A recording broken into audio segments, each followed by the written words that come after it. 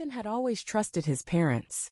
Growing up, they taught him the value of hard work, responsibility, and planning for the future. He had taken those lessons to heart, especially when it came to his education. From the time he was 10 years old, he knew he wanted to go to college.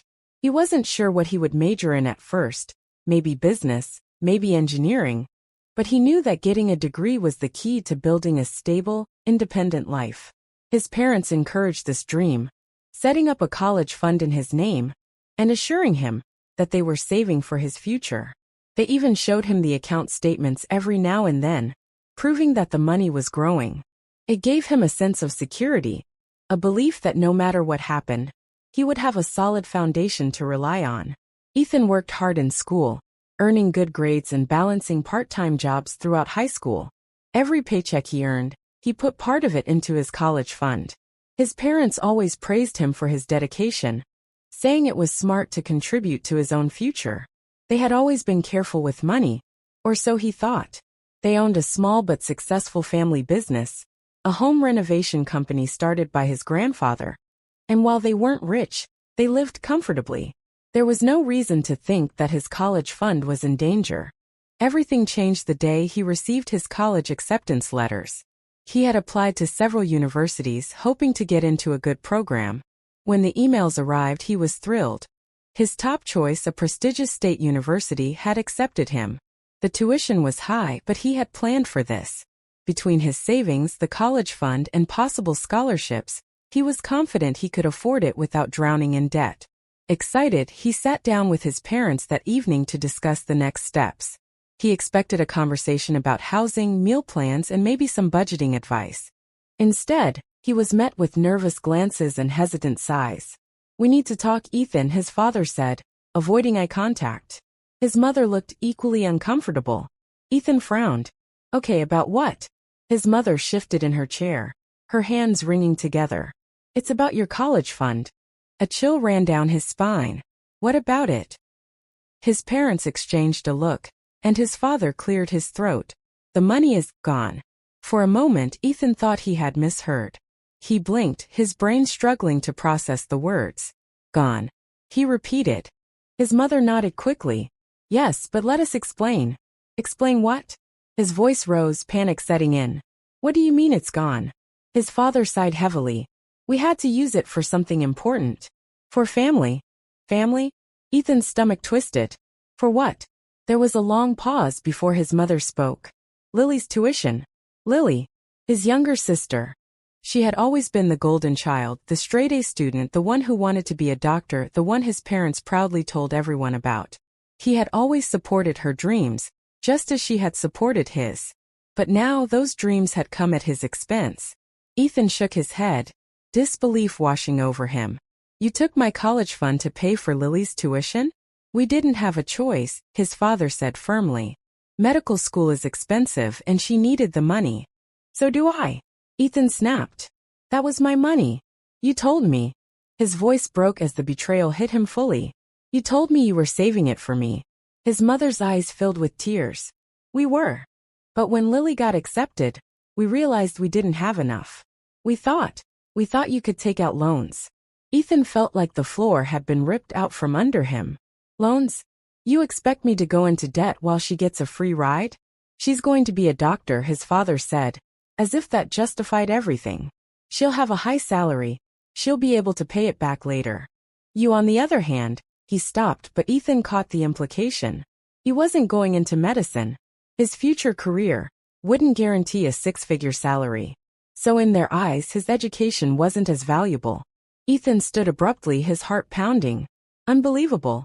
You stole from me." "Ethan, please," his mother begged. "We're a family. We have to support each other." He let out a bitter laugh. Funny how support only goes one way. His father's jaw tightened. "You don't understand. Running a family is about making tough choices." "No," Ethan said coldly. "Running a family is about trust. And you just destroyed mine." He stormed out of the room, their voices calling after him, but he didn't stop. He needed air, space, anything to keep from breaking down right then and there. He had spent years believing his future was secure, that his parents had his back. Now he was on his own, Вот подробное изложение второй главы. Ethan spent the next few days in a daze, his mind unable to focus on anything but the betrayal. His parents tried to talk to him, to justify their decision, but he refused to listen. Every conversation ended in an argument. His sister, Lily, had reached out too, apologizing and saying she never asked them to do this. But that didn't change the fact that they had chosen her future over his. He started looking into student loans, but the numbers were crushing. Even with scholarships, he would graduate with tens of thousands of dollars in debt. Meanwhile, Lily would be able to walk away from medical school with a clean slate, debt-free. It wasn't fair. It wasn't right. And yet, his parents acted like it was simply a difficult but necessary decision. Frustrated and exhausted, Ethan decided to get away from the house. He drove to his grandfather's old office, a small, dusty room in the back of the family business's main building.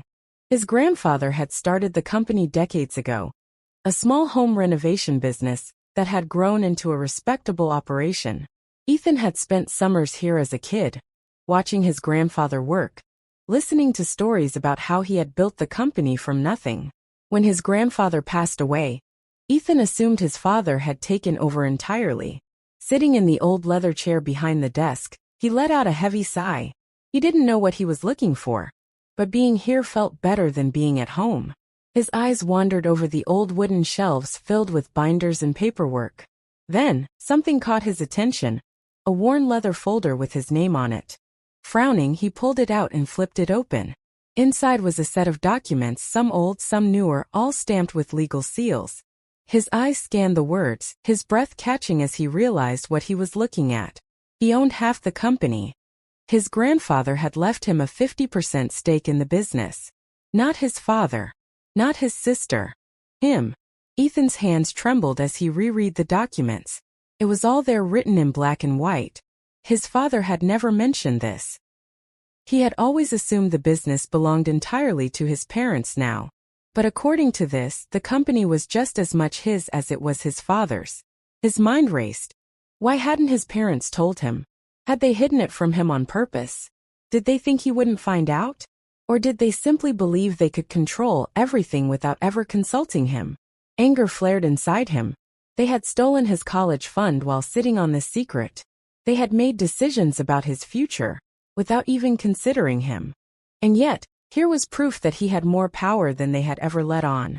He spent the next few hours going through more paperwork, trying to understand exactly what this meant. The company wasn't struggling, but it wasn't thriving either. His father had taken out business loans against it, using the company as collateral. The numbers weren't catastrophic, but they weren't great either. If things got worse, the entire business could be in jeopardy. Ethan sat back, exhaling sharply. He wasn't just some kid they could ignore anymore.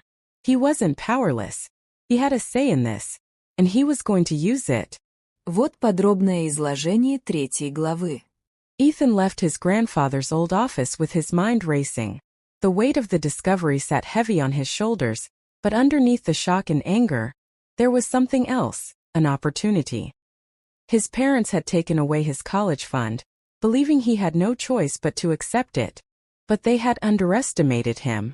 They thought they held all the power, but now he knew that wasn't true. For the first time since learning about the stolen money, Ethan felt like he had some control over his future. But he couldn't rush into anything. He needed to be smart. His father had been running the company for years, making decisions as if he were the sole owner. Ethan needed to know exactly what he was dealing with before making any moves. Over the next few days, he kept his discovery to himself while doing as much research as possible. He met with a lawyer, an old friend of his grandfather's who still handled some of the company's legal matters. After explaining the situation, the lawyer confirmed everything. Ethan legally owned 50% of the business, and his father could not make major financial decisions without his approval. That meant any large business loans, expansions, or financial risks had to go through Ethan as well. It also meant his father had already made decisions without him, possibly in violation of their ownership agreement. Ethan asked for copies of recent financial records, and what he saw only deepened his anger. The company wasn't as stable as he had thought. His father had been using the business to take out personal loans, using company assets as collateral. Some of that money had likely gone to pay for Lily's tuition. If the business hit a rough patch, they could lose everything. Ethan clenched his fists as he stared at the numbers. His father had gambled with the company, just like he had gambled with Ethan's future. And now, Ethan had the leverage to do something about it. The confrontation happened over dinner a few days later. His parents had been acting as if nothing had changed, as if Ethan would eventually calm down and accept their decision. But as soon as he placed the legal documents on the dining table, the atmosphere shifted. "What is this?" his father asked, eyeing the papers warily. Ethan crossed his arms. "My ownership documents. I own half the company." His mother's face paled. His father let out a forced laugh. "Ethan, this is old paperwork. The company is still legally half mine," Ethan interrupted. "I checked with a lawyer. He tapped the documents. And according to these, you need my approval for major financial decisions. Like, say, taking out business loans." His father's jaw tightened. "That's not how it works. I run the company." "No, we run the company," Ethan corrected. "And you've been making financial decisions without me. That's a legal issue, isn't it?" His mother reached for his hand. "Ethan, let's not make this about lawyers. We're family." He pulled his hand away. "You used that excuse when you stole my college fund." His father pushed back his chair, his face red. "We did what was best for this family." "No," Ethan shot back. "You did what was best for Lily. My expense." He leaned forward. "And now I get to make a decision. Since I own half the company, I can sell my shares. Maybe to an investor. Or maybe even to a competitor." His father went still. "You wouldn't try me?" Panic flickered in his father's eyes. If Ethan sold his shares, his father would lose control of the company. Worse, a new co-owner could demand full financial transparency, something his father clearly wasn't prepared for. His mother's voice shook. "Ethan, please, this is your father's business. Your grandfather's legacy." He softened slightly. "And my future. The future you took from me." He sat back. "So here's what's going to happen. You're going to return my college money. All of it. If you can't do that immediately, you'll start paying me back in installments. If not, I'll find someone who's interested in buying half a company." His father looked furious, but he was trapped.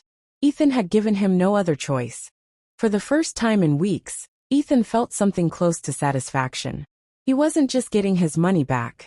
He was proving that they couldn't control him anymore. Вот подробное изложение 4 главы. The room was silent, except for the slow ticking of the clock on the wall. Ethan's words hung in the air, heavy and inescapable. His father's face had gone pale. His mother's hands were clenched together. And for the first time in his life, Ethan saw something in his father's eyes he had never expected: fear. Ethan had spent his whole life trusting his parents to make the right decisions, to guide him, to have his best interests at heart. That trust had been shattered the moment they had stolen his college fund. But now the balance had shifted. He wasn't a powerless kid anymore. He was an equal partner in their family business, and they couldn't ignore that. His father cleared his throat, his voice forced into calmness. "Ethan, let's not do anything drastic. You don't want to sell your shares to some outsider. That would hurt the company, our family's company." Ethan didn't look away. "It stopped being a family decision when you emptied my savings without asking." His father's jaw tightened. "We were in a difficult position." "No," Ethan said, leaning forward. "You made a choice. A choice that hurt me. And now, you're going to fix it." His mother's voice was softer, pleading. "Ethan, we don't have the money to pay you back right away." Ethan had expected that. He had spent the last few days running through every possibility, every counter-argument they might throw at him. "Then we'll make a deal," he said. "A formal agreement. You'll start paying me back in installments. Every month, a portion of my college fund returns to me. I don't care if it takes a few years. But if I don't see payments, I will sell my half of the company." His father's fingers curled into fists. "You don't even know how to run a business." Ethan smirked. "I don't need to. I just need to sell to someone who does." His father's anger wavered, replaced by a grim understanding. He was trapped. Ethan wasn't bluffing, and they both knew it. For a long moment no one spoke. Then his father let out a slow breath. rubbing his temples. Fine, he muttered. We'll pay you back. Ethan nodded. Good. We'll get a lawyer to draft the paperwork. His father's eyes flashed with irritation, but Ethan didn't care. He had learned his lesson. Never take their word for it. His mother sighed, tears welling in her eyes. Ethan, I hope one day you'll understand why we did this. I do understand, he said, standing up. You thought I was the easier sacrifice. He picked up the documents from the table and turned to leave. You were wrong. The weeks that followed were tense. Ethan met with his lawyer to finalize the agreement, ensuring every payment was legally required. His father resisted at first, but in the end he signed. The first check arrived a month later. Less than what Ethan had originally saved, but a start. Lily tried to talk to him several times, but he wasn't ready to forgive her yet. It wasn't her fault directly, but she had still benefited from his loss. She insisted she would find a way to pay him back herself. But Ethan told her it wasn't about the money anymore. It was about respect. He started preparing for college with a sense of relief. He would still have to take out some loans, but nowhere near as much as he had feared. More importantly, he had taken control of his future. The biggest change, though, was his relationship with the business. After digging deeper into the company's financial state, he realized it was in worse shape than his father let on. Over time, Ethan became more involved, learning the details of how things ran. His father resisted at first, but Ethan made it clear, if he was paying back what he owed, the business had to succeed. And for that to happen, they needed to work together. It wasn't easy. The damage to their relationship couldn't be undone overnight. But for the first time, Ethan wasn't just following his parents' rules. He was setting his own. And that, more than anything, was what he had truly won. When I first decided to start my own business, it wasn't some grand plan. It was more of a personal project, something small that I could do on the side while working my regular job. I had always loved making jewelry, ever since I was a teenager. It started as a hobby, something I did for fun, crafting necklaces and bracelets for myself, and occasionally for friends. But one day, after receiving multiple compliments on a piece I had made, and being asked where I had bought it, an idea started forming in my mind. I spent months researching, learning about materials, suppliers, and marketing.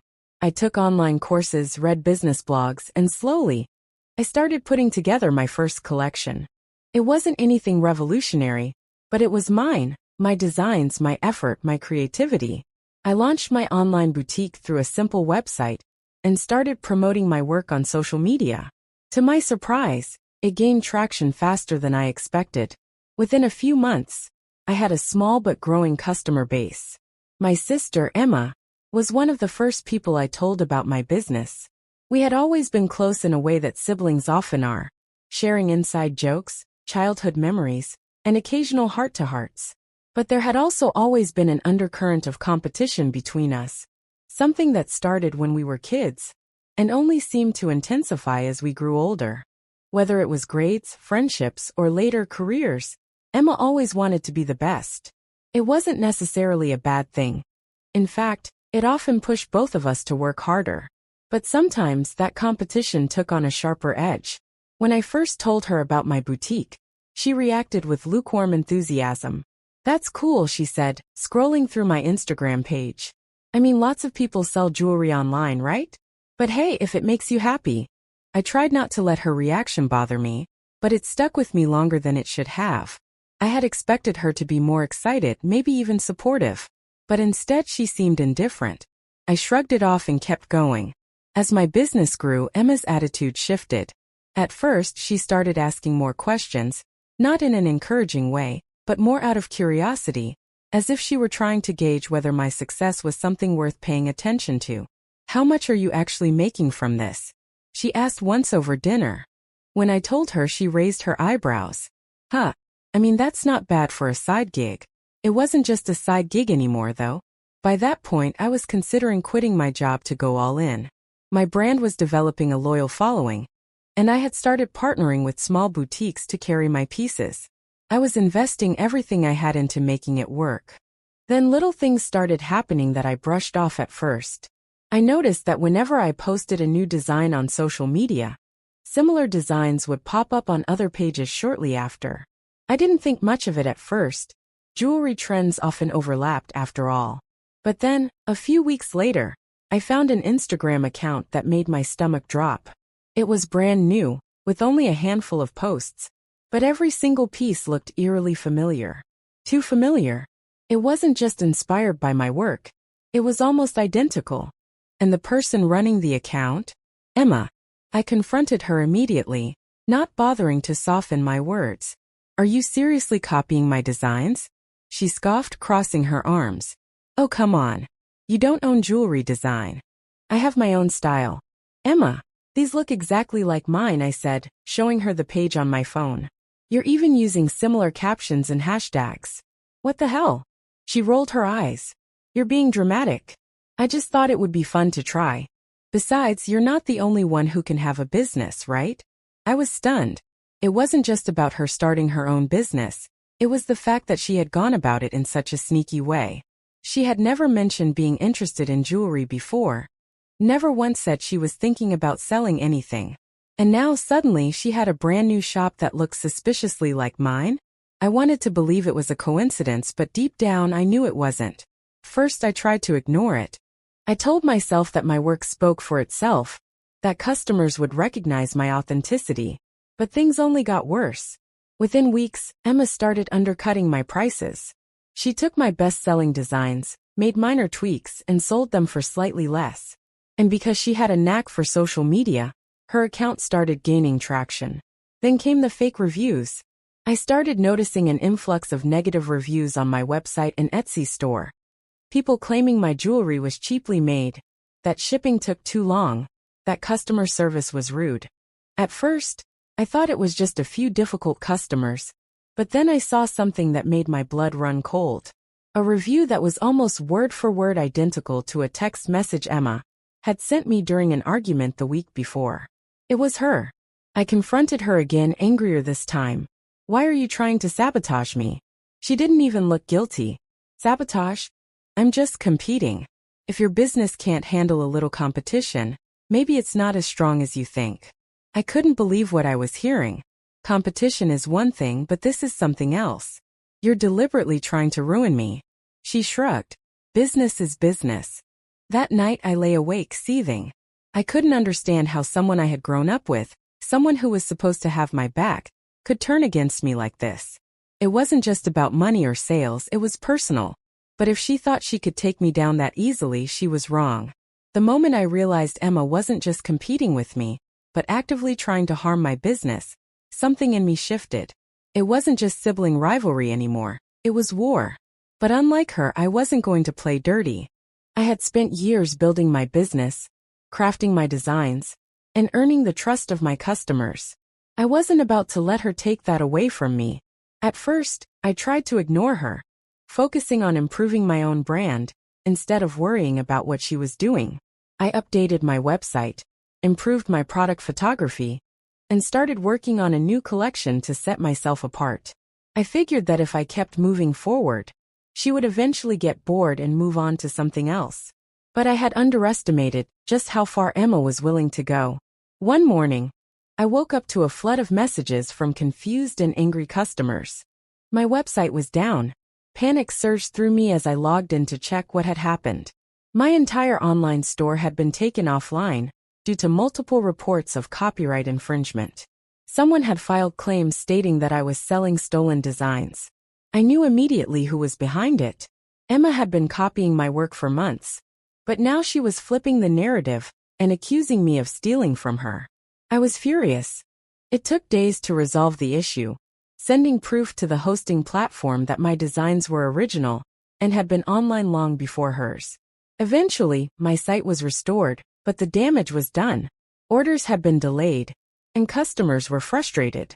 Some had already requested refunds, assuming my business was unreliable. I confronted Emma again, though at this point, I knew it wouldn't change anything. Why are you doing this? I demanded. You have your own shop now. Isn't that enough? She smirked. I'm just using the same tactics big brands do. It's not my fault if you can't keep up. I wanted to scream. This wasn't some faceless corporation we were talking about. This was my own sister. Someone who had watched me struggle, and build my business from the ground up. And now she was actively trying to destroy it. But she wasn't done yet. A week later, one of my most trusted suppliers emailed me with a strange message. "I'm sorry, but given recent developments, we've decided to discontinue our partnership," they wrote. I was confused. What developments? I called them immediately, only to learn that Emma had reached out to them pretending to be a concerned industry insider. She had told them my business was on the verge of collapsing, that I was having financial troubles, and wouldn't be able to pay for future orders. Worried about getting caught in a bad deal, they decided to cut ties with me before anything could go wrong. I was livid. Losing that supplier was a huge setback. Their materials were a key part of my designs. And now I had to scramble to find a replacement before my inventory ran out. I spent nights researching alternative suppliers, reaching out to new contacts, and testing materials to make sure the quality remained consistent. It was exhausting, but I refused to let Emma win. Despite everything, I started to recover. My loyal customers stuck with me, and with time, I regained the trust of those who had doubted me. I even managed to find a better supplier with higher quality materials at a better price. In a strange way, Emma's sabotage had forced me to improve my business in ways I hadn't expected. But just when I thought the worst was over, she escalated again. One day, I received a message from a boutique that had been carrying my jewelry for months. "We're so sorry, but we've decided to go in a different direction," they wrote. It sounded like a polite rejection at first, but something about it felt off. This boutique had always been enthusiastic about my pieces, and they had just placed a new order a few weeks prior. I called the owner, someone I had built a good relationship with over time. At first, she hesitated to tell me the real reason for their decision, but after some pressing, she finally admitted the truth. "Emma came to us," she said reluctantly. "She told us she had heard some concerning things about your brand. Issues with reliability, customers complaining about broken jewelry, shipping delays. She made it sound like a risk to keep working with you." I felt physically ill. Emma had gone beyond just competing with me. She was actively poisoning my reputation. I had spent years proving myself, working hard to make sure my brand was known for quality and trustworthiness. And with a few carefully planted lies, she had managed to undo some of that work. I hung up the phone, my hands shaking. I wanted to cry, to scream, to do something. But more than anything, I wanted to fight back. I knew I had two choices. I could continue trying to reason with Emma, hoping she would come to her senses, or I could stop playing her game and focus entirely on myself. I chose the second option. Instead of wasting more energy confronting her, I poured everything I had into rebuilding my brand. I strengthened relationships with my remaining boutiques, reassuring them of my reliability. I encouraged my loyal customers to leave honest reviews, drowning out the fake ones. I hired a professional marketing team to help refine my brand's message and expand my reach beyond the audience Emma was targeting. Slowly but surely, things started turning around. Then something unexpected happened. One day, while scrolling through social media, I noticed that Emma's business was taking off in a way even she probably hadn't expected. She had managed to secure a partnership with a well-known influencer, someone with millions of followers. Overnight, her brand exploded. Her website was flooded with orders. Her social media engagement skyrocketed. And suddenly, she wasn't just copying me. She was building something much bigger. At first, I felt a familiar pang of anger. After everything she had done to me, she was still winning. It felt unfair. But as I looked deeper, I realized something. Emma's brand had evolved. She wasn't just copying me anymore. She had taken what she learned from sabotaging me and used it to create something of her own. Her pieces were more high-end now, targeted at a wealthier audience. She had started working with professional designers, moving away from the handmade aesthetic I had built my brand on. In other words, she had outgrown me. And strangely enough, that realization brought me a sense of relief. Emma had spent so much energy trying to tear me down because deep down, she hadn't believed in her own ability to succeed. But now that she had found her own lane, she didn't need to come after me anymore. She had built something separate, something uniquely hers. For the first time in months, I felt like I could finally breathe. Emma and I didn't talk for a long time after that. There was too much damage between us, too much betrayal to simply move past. But as I watched her business grow in its own direction, I realized something important. I didn't need to win against her. I just needed to succeed on my own terms. And that's exactly what I planned to do. A year passed after that bitter confrontation with Emma, and I thought I was finally free of the drama. My business was stable, my customer base had grown significantly, and I was well on my way to achieving the goals I had set for myself when I first started. The wounds Emma had inflicted had healed, or so I thought. But like any family conflict, things don't just disappear. Sometimes they fester and find new ways to resurface. It was a quiet Tuesday morning when I first noticed the change. I had just posted a new collection to my website and shared a few behind-the-scenes photos on my Instagram page when I started getting a surge of notifications. At first, I thought it was just another routine day of engagement, but something was different. The comments on my posts were suddenly filled with compliments from people I didn't recognize. "I love this design. This reminds me so much of Emma's new pieces," one comment read. Another said, "Emma's brand is such a great inspiration. Your collection is so similar to hers." My stomach sank as I realized what was happening. Emma's brand had evolved, just as I had thought it would. The influencer partnerships had paid off. Her Instagram was filled with images of models wearing her jewelry, glossy photo shoots, and the kind of polished marketing I could only dream of. She had successfully moved beyond the copycat phase, and now had a thriving brand that seemed poised to take over the market I had once thought was mine. I didn't know whether to feel defeated or impressed. Emma had always been resourceful, and now it was clear she had transformed her initial attempts at imitating my designs into a full-fledged, high-end business. It was her own empire, and it was thriving in a way I hadn't anticipated. The worst part was that, in a way I had to admit it, she had done it. She had taken something she'd learned from me and turned it into a brand that was distinctly hers. I spent the next few days obsessing over her Instagram feed, watching as her follower count climbed steadily. I saw her post stories of influencer collaborations, new jewelry designs, and videos of her at trade shows. Meanwhile, I was stuck in a constant battle to keep up. My designs were still loved by my loyal customers, but Emma had tapped into a market that I had never quite been able to reach. People with deeper pockets who were looking for luxury, not just handmade charm. It hit me harder than I expected. Despite the progress I had made, despite everything I had built, it felt like Emma was always just one step ahead. And now she had a brand that looked nothing like mine but somehow existed in the same space. I couldn't help but feel like I was playing catch-up. Like I had been left behind while she was building a business that was becoming more and more successful. I hadn't heard from Emma since the fight months ago. Our paths hadn't crossed since that day at the trade show, where we exchanged nothing more than curt glances.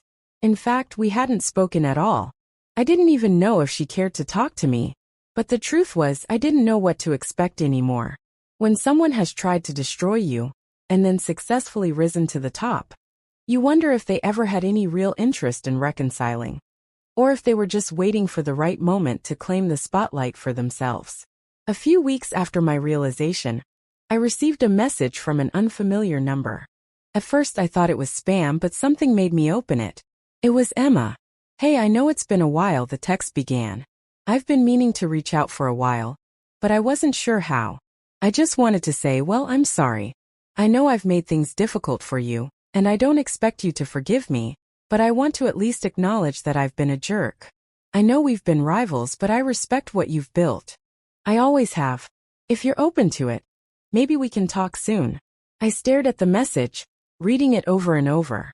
Was this really happening? Emma, the person who had tried to ruin me, was apologizing? And not only that, she was acknowledging the success I had built on my own? I didn't know how to respond. Part of me wanted to tell her everything she had done to me. The years of sabotage, the lies, the attempts to destroy my business. Part of me wanted to push her away and remind her that I didn't need her apology.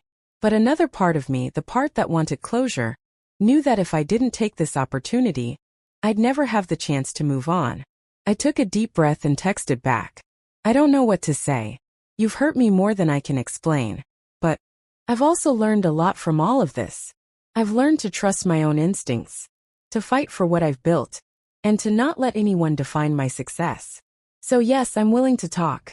But it's not about going back to what we had. It's about moving forward, whatever that looks like. The response came almost immediately. I understand. I think I've learned a lot too. I never realized how much I was hurting you. But I can't change the past. I can only hope we can move forward. Let me know when you're ready to talk. It felt surreal, like I was standing at the crossroads of something I didn't expect. I had built so much anger and resentment toward Emma over the past year. I had convinced myself that I didn't need her, that her actions didn't matter. But now, in the face of her apology, I was torn. A few days later, we met in person. The cafe we chose was quiet, almost too quiet. Emma was already sitting at a table when I arrived, looking a little nervous, which surprised me. The confident, cocky person who had tried to tear me down now seemed more like the person I remembered from our childhood. Someone unsure of how to fix things once they'd broken. "Hi," she said softly as I sat down. "Hi," I replied, my voice betraying none of the emotion that churned inside me. There was an awkward pause. We both took a moment, unsure of where to begin. "I guess I should start by saying I'm sorry," Emma began. "I'm sure you've heard that a lot, but I really do mean it. I let jealousy get in the way of what we had. And I can't apologize enough for how I treated you. You didn't deserve any of it." I nodded slowly. "It's hard to hear, but I appreciate you saying that. I think I've spent a lot of time blaming you for everything that happened. And I've held on to that anger for too long. But it's not about being right or wrong anymore. It's about the fact that we're both here. And we've both done something with our lives." Emma looked relieved. "I've thought about that a lot, how we've both managed to build something. I can't say that I didn't want to hurt you. I did. But I also wanted to prove that I could do it on my own. And now I realize that I didn't have to tear you down to do that. The conversation wasn't a magic fix. We didn't resolve everything in that moment. And I knew it would take time for both of us to truly heal. But we had acknowledged the past. We had admitted the damage. And in that moment, we both realized that we didn't need to be rivals anymore. We were two women who had faced adversity. And though our paths had been twisted, we had both found success in our own way. By the time I left the cafe, I felt lighter. The weight of resentment had been lifted, even if only a little. And as I returned to my business, I realized something important. It wasn't just about Emma's success or mine. It was about the journey. How we had both carved out spaces for ourselves in a world that was competitive, often unforgiving, but also full of possibilities. I didn't know where Emma's business would go from here, nor did I know where mine would take me. But one thing was clear. We had both built our empires, each in our own way. And somehow, we had found a way to coexist, no longer defined by the rivalry that once tore us apart. Years passed and the dust settled. What had once been a relationship built on sibling rivalry, manipulation, and broken trust was now something different. I wouldn't say it was easy to forgive Emma. Forgiveness isn't something you can force, nor is it a quick fix. It's a process, and even now, some days I feel the sting of what she did to me. But the worst part was over. We had finally addressed the past, and both of us had moved on in our own ways. Our businesses, once caught in an almost unhealthy competition, had begun to take on their own identities, parallel to one another. I had created a brand that spoke to authenticity, the beauty of imperfection, and the value of handcrafting something meaningful. My loyal customers who had been with me from the start appreciated the craftsmanship, the care, and the personal touch I put into each piece. Emma's brand, on the other hand, had evolved into a sleek, luxury-focused line, attracting influencers, celebrities, and an entirely different demographic. The brands no longer mirrored each other in an unhealthy way. They stood alone, representing our unique visions. I had managed to stop looking over my shoulder. Her brand, though successful, didn't affect me anymore. I had built something strong enough to stand on its own. The constant pressure I had once felt to outdo her had disappeared. Emma's success, however grand it may have seemed at times, no longer haunted me. I was content. My business was thriving. I was able to pay my bills, and the sense of creative fulfillment I had been chasing for so long was finally mine. But I hadn't expected one thing to happen. Emma came back into my life, in a way that I never thought possible. It started with an email one cold November morning. The subject line read, A proposal. At first I thought it was spam, but when I opened it, I saw that it was from Emma. I've been thinking a lot about us and how we've both grown. I've been trying to find a way to extend an olive branch and also offer something that could benefit both of us, the email began. I know we've had our differences, but I've come to realize that together we could do something bigger. You've always had the eye for the details, the craftsmanship, and I have the connections, the business side of things. Maybe it's time we both stop trying to outdo each other and combine our strengths. I stared at the screen in disbelief. After everything, she was asking me to partner up? Could I really trust her? Was this some sort of trick? But then I remembered how far I'd come. I had proven to myself that I didn't need her. At least not in the way I once thought. So why would I partner with someone who had tried to destroy me? It felt like a betrayal of everything I'd worked for. I closed the email and walked away. I needed time to think. That night I told my closest friend Lily about the email. Lily had been with me throughout this entire journey. From my late-night brainstorming sessions to the countless cups of coffee as I worked to build my brand. She had seen the highs, the lows, and everything in between. When I finished explaining Emma's email, Lily was quiet for a moment. You know, she said, looking thoughtful, you've both changed. You've grown a lot over the years. Maybe it's time to let go of the past and think about what you could create together. But only if you feel it's right. Her words echoed in my mind for the next few days. I had spent so much time thinking about what Emma had taken from me, but I never really stopped to consider what we might be able to create together. The truth was, despite everything that had happened, there was still a part of me that believed in her. After all, we were sisters. There was something undeniably powerful about that bond. Maybe it was time for us both to turn the page and stop letting our history define us. A week later, I responded to her email. It wasn't an enthusiastic yes, but it wasn't a flat no either. I proposed that we meet in person to talk things through. No expectations, no promises, just a conversation. When we met again, it was as if the years of tension had been washed away. We were different people now. Emma wasn't the woman who had tried to ruin me. I wasn't the insecure younger sibling who had constantly been chasing her approval. We had both grown, both independently and together in some strange, unspoken way. I don't expect this to be easy, Emma started, the vulnerability in her voice something I hadn't heard before. But I do think that together, we could make something incredible. We both have the experience, the drive. I don't want to compete anymore. I don't need to be the only one winning. I know what it's like to fall. And I don't want you to ever feel like I'm trying to hold you back again. I looked at her. She meant it. There was no malice in her voice anymore. Just the simple, earnest hope of someone who had made mistakes and was now seeking redemption. I've spent years building my brand. It's not just business, it's personal. But maybe, just maybe, we could work together if we could respect what we've both created. We spent the next few hours talking, hashing out ideas.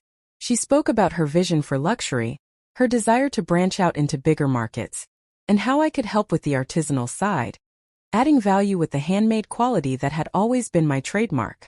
I talked about my desire for creative freedom, for authenticity, and the importance of staying true to what I believed in. We discussed how our two brands could complement each other without losing the essence of what made them unique. By the end of the meeting, we had a plan, an unconventional one, perhaps, but a plan that might work. We agreed to combine our resources, not as one unified brand, but as two separate entities that would work together strategically. We would collaborate on special collections, exclusive pieces, and even joint marketing campaigns. The key was that each brand would maintain its own identity while benefiting from the other's strengths. I wasn't sure what to expect after that. Would we succeed? Would the collaboration fall apart? It was still too soon to know. But something had shifted. We had both come to terms with the past, and in doing so, we had unlocked the potential for something far greater than we ever could have achieved alone. Months later, the collaboration began to take shape. Our joint collections started gaining attention, particularly from high-end boutiques that appreciated both the luxury appeal of Emma's brand and the authenticity of my work. Customers loved the unique fusion of both styles, elegant and refined yet personal and meaningful. The media started covering our partnership, and before long we found ourselves in a position neither of us could have imagined. Not competitors but partners. We were both successful in our own right, But now together we had created something that was greater than the sum of its parts. Our brands began to be known not just for their individual strengths, but for the fact that two sisters, once bitter rivals, had found a way to rise above the past and build something lasting together. One evening, as I watched the first collection from our partnership hit the shelves of a high-end boutique, I realized something important. The rivalry, the hurt, the years of animosity, it had all been a catalyst for growth. Without that tension, we might not have reached this point. What had once been a destructive force had, in a strange way, pushed us both toward something better. I looked over at Emma, who was smiling proudly as the boutique owner showed us the new display. There was no animosity between us anymore, no jealousy, just the quiet understanding that, despite everything, we had built something incredible. It was hard to believe, but I had to admit it. She was no longer my competition. She was my ally. And in the end, that was exactly what I needed.